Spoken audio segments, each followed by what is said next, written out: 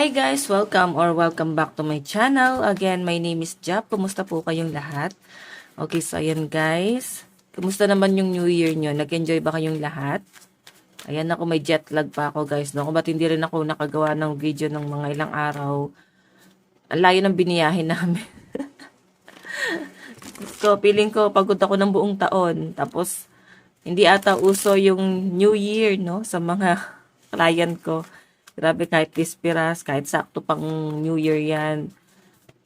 Grabe, may client pa rin ako guys. Sobrang naghahabol ako. And, grabe. Grabe guys, wala na ako masabi.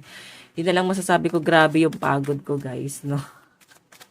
Sa biyahe, tapos tambak na kliyente. Okay, tapos, binurol pa yung lola ko. I mean, nilibing na yung lola ko. So, pagod din. As in, puyat-puyat ako guys. Ayan, so kumusta naman kayo? Ayan, kwento nyo naman sa akin guys, sa nangyari sa inyo ng New Year. Okay, ako puro feeling ko buong taon na to, puro ko, pagod. Okay, so balik na tayo sa topic. Tingnan natin kanina bang love reading to masasagap natin. Kanina bang love reading itong masasagap natin?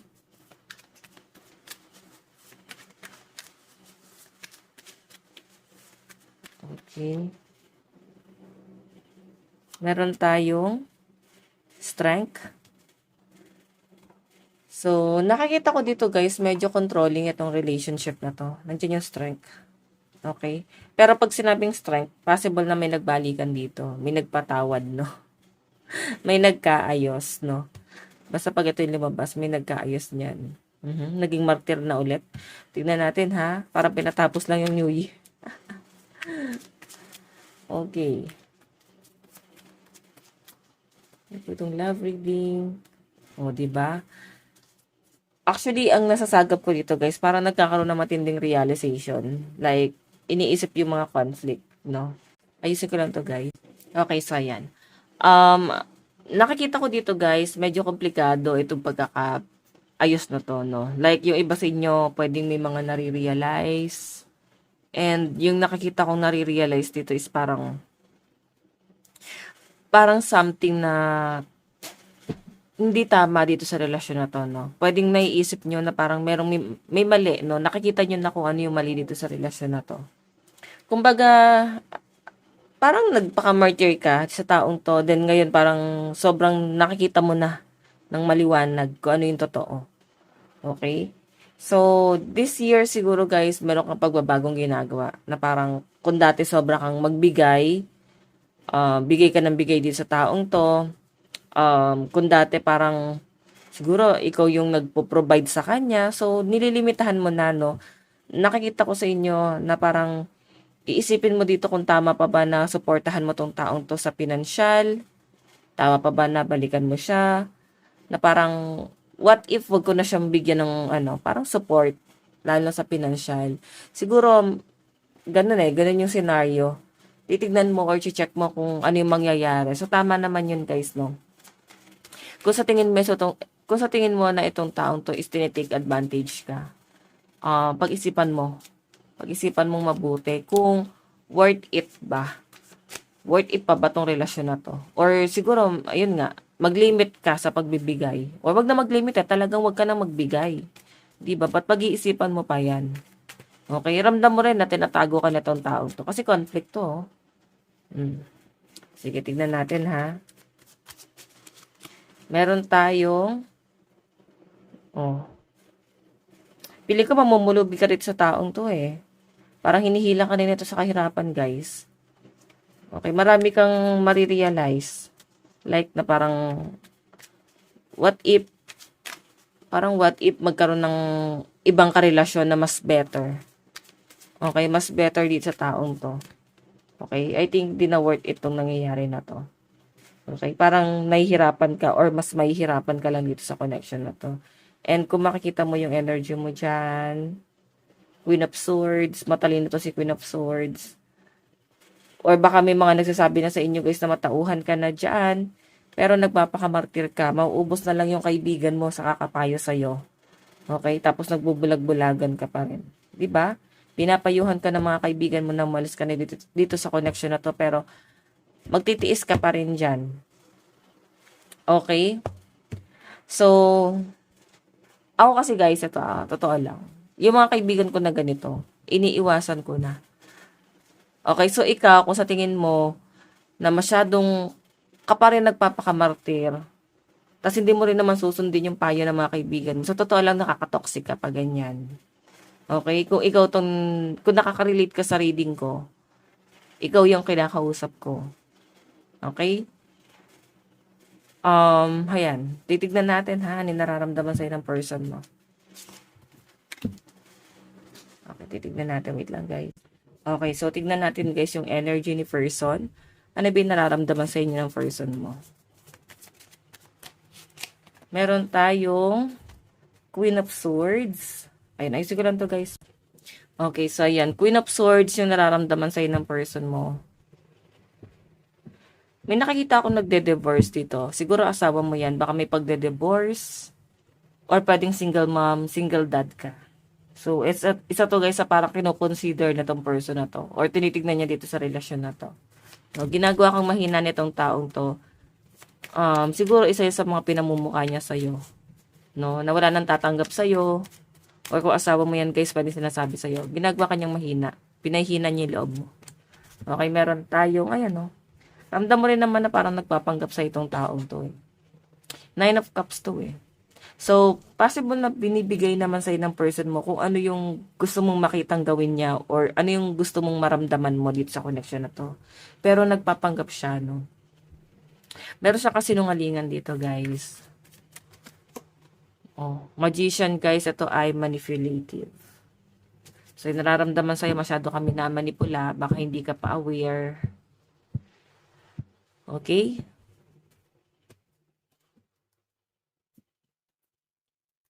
Okay, so guys, ito kayo gamitin natin. Ito yung gagamitin kong papel. No? Okay. Tignan natin ano naman ang tingin sa'yo ng person mo. Ano yung tingin sa'yo? Oops. Tingin sa'yo ng person mo. Meron tayong I think nasa malayo. Nakikita ka niya na someone na mukhang nagpaplano ka sa buhay mo na parang mag-travel. Siguro may plano ka magbiyahe abroad. Or pwedeng LDR talaga kayo. Pwedeng nasa abroad siya or ikaw. Okay, kung sino man sa inyo guys na nag-abroad. Kasi tinitignan ka ng person mo sa malayo. Or pwedeng meron siya tinitignan sa malayo. Pwedeng may third party rito guys. At yung third party is possible na nasa malayo. Okay? Tingnan natin. Justice. Okay. So, I think ikaw to, no? Kung ikaw ba tong nagpaplanong mag-abroad or siya. May nakikita kasi ako na parang nagpa-process ng ng requirements pa abroad or pwedeng visa to. Okay? Tignan natin. Di ba abroad talaga to guys, nakikita ko. Or pwedeng buong family mo is nag-a-abroad. Okay? Pwedeng may kaya ka sa buhay eh. So, nakikita ka ng person mo na parang magaan yung buhay mo. Okay? So, I think tinitake advantage ka nitong taong to. So, pag-aralan mo mabuti ha. Baka masyado ka nauutakan ng taong yan. Ayun. Tignan natin ano naman ang action. Action ni person dito sa connection na to. Ano yung action niya? Meron partnership. Katrabaho, trabahador. Amo ka ba nito or amo mo to? Ganun yung pinapakita sa akin. So, yung outcome niya, guys, partnership. So, alam mo yung nakikita kong sitwasyon dito. Kung anong meron ka, dapat meron din siya. Kailangan lagi kayong patas. Or kung anong meron ka, sa kanya yon. Okay? So, baka hindi ka aware. Masyado kang ginagamit. O pwede pinaparamdam naman niya sa inyo guys na mahal ka. Pero mararamdaman mo rin guys na parang mas ikaw yung nagbibigay dito. Though nararamdaman mo naman, sabihin natin guys na mahal ka talaga ng taong yan. Kasi nga meron dito 2 of cups, no? Okay, sabihin na natin na mas mahal ka na itong taong to. Pero yung overall energy guys, siguro dahil may pakinabang ka sa kanya. Okay? or meron pa siyang malalim na dahilan kung ba't nandito pa siya, no? Mas pinipili niyang maayos pa rin yung connection yung dalawa. Tignan natin guys, ano yung outcome. Okay, outcome. Meron tayong Queen of Wands. Naku, Death and Revert. Alam nyo guys, eto ha. Possible kasi na i-ghost ka daw netong taong to or bigla ka na lang iwan nito. Pwede kang ginawa na niya eh. Kasi nakapag-isip-isip siya oh. Or kailangan niya mag-isip-isip. Okay? Yan po yung pinapakita sa akin. So, kung makita nyo guys, Queen of Wands. Parang yung energy kasi na ginagawa niya sa inyo is parang ikaw yung maghabol sa kanya. Ito yung energy mo. Or King of Wands yan. Change direction. So, ginugulo niya yung isip mo. Ginugulo niya yung mundo mo. Yan yung malinaw na nakikita ko dyan. Okay, sige, tignan pa natin. Ayan, ano yung mga malalakas na zodiac sign? Wait lang guys. Sa side ni person. Meron tayong Pisces, Taurus, Gemini, Aries, Capricorn, and Leo. Okay? Meron tayong Sagittarius, Capricorn, Libra, Pisces, Scorpio, and Aquarius. Okay. Tignan naman natin guys sa side ni person.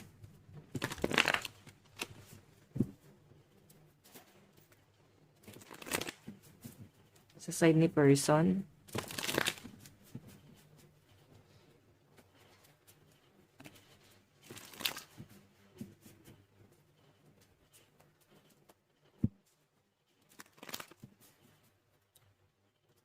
Okay. Sa side ni person. Sa side mo, sorry.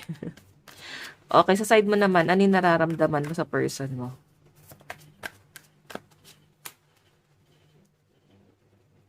Away, gulo. Magulo yung pamilya niya, magulo yung buhay niya. Lagi kayo nag-aaway. 'Di ba? Ang dami mong regret, ang dami mong paghihinayang, madami kang pinagsisisihan. And sa malinaw guys na pinapakita rin sa akin dito, pwedeng marami ka na kasing siguro na parang na-invest ito sa taong to. So parang yun na lang din yung pinangahawakan mo na parang nangihinayang ka eh. Meron ka ng mga naitulong sa kanya. So parang kung sakaling bitawan mo siya, maisip mo na parang binasura ka na talaga nitong taong to. Kasi dumating ka na sa point na nag-aksaya ka ng panahon talaga sa taong yan. Yan yung malinaw na nakikita ko dyan. Okay? Sige, tignan pa natin.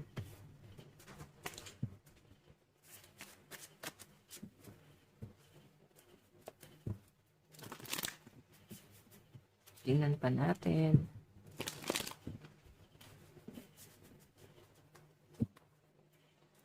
Ano naman yung tingin mo kay person? Tingin mo sa person mo.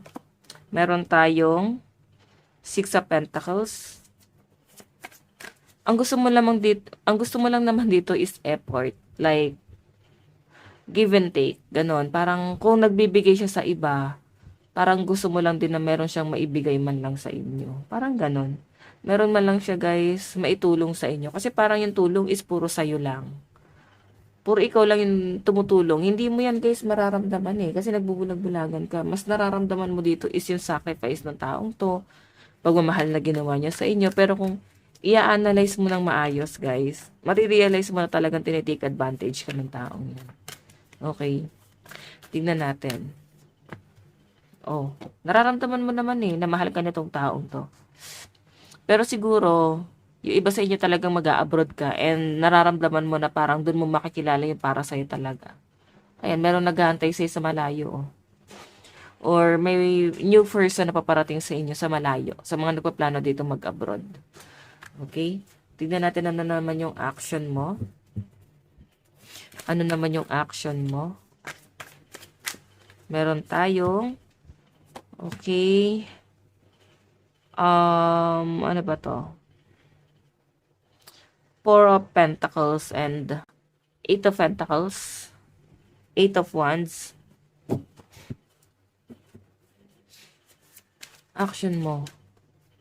Alam mo, kailangan mo dito mag-focus ka sa sarili mo. Matuto ka magdamot dito sa taong to. Kasi tignan mo, may third party. Ramdam mo naman eh. O pwedeng ikaw yung third party. Kung iba sa inyo guys, nararamdaman mo na mukhang merong iba talaga. And yun yung pinapakita sa akin dito. Okay, so ulitin ko guys, maging matalino ka. I-analyze mo ng maayos yung connection nyo kasi tinitake advantage ka nitong taong to. Hindi mo mararamdaman. Promise. Kasi mas ikaw yung bigay ng bigay. Okay? Sige, tignan pa natin. Ang dami pang option yung ng tao na yan, no? Mararamdaman mo naman eh. Kasi nararamdaman ko sa'yo mo kami takot ka eh. Na parang what if tuluyan mong bitawan. So, nandun yung takot mo. Okay? Na baka tuluyan ng lumayo. Okay. Sige, tingnan natin. Ano naman yung magiging outcome? Outcome. Sa side mo. May paparating sa'yo na bago, new beginning. Ayan, may nakikita pa nga kung ano, marriage dito. Pero may paparating sa inyo na bago. Okay? Page of Cups, the Fool. So, yung iba sa inyo guys, huwag kayong manghinayang, lalo na kung alam mo namang ginagamit ka na. Yung iba kasi dito guys, na nanonood sa atin, parang nagbubulag-bulagan. Okay, baka hindi kayo aware, nagiging sugar daddy na pala kayo, nagiging sugar mommy na pala kayo na tong taon to. Okay? Siguro kasi hindi mo mararamdaman na parang, sabihin na natin na ikaw yung nagbibigay dito sa relationship na to, pero mas ramdam mo rin na parang mas mahal ka naman ng taong to, nag-e-effort naman. Malamang, 'di ba? Malamang guys, gagawin niya 'yon, makabawi man lang sa ginagawa mo para sa kanya, 'di ba? So, ano na lang talaga siya guys, no? Kung ikaw na ngayon nagbibigay, tas lambing wala ka man lang makuha sa kanya. So, ikaw ang nakakilala sa person mo, ikaw ang kumilala dyan. Ikaw ang mag-isip. Tignan pa natin. Ano yung mga malalakas na zodiac sign sa side mo? Meron tayong Leo, Virgo, Aries, Cancer, Taurus, and Gemini. Meron tayong, ayan, ulitin natin na ulit na yung sinabi. Okay.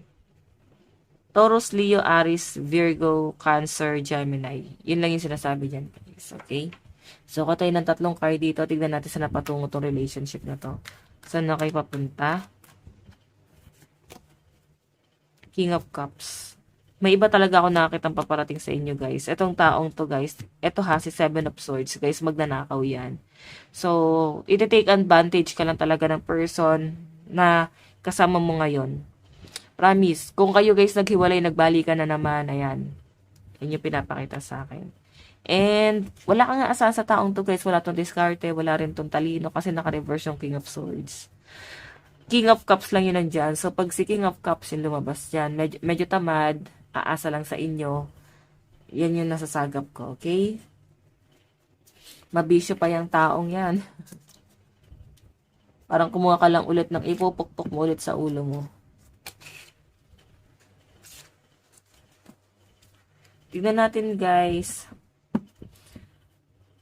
Okay? Ano yung message sa'yo ng person mo ngayon? Message sa'yo ng person mo ngayon. Meron tayong I wish we could be together but it's complicated. Diba? Medyo komplikado kasi nga may third party. Baka aware ka din dyan. Okay, tingnan natin. Ano pa? Sasabihin sa'yo ng person mo.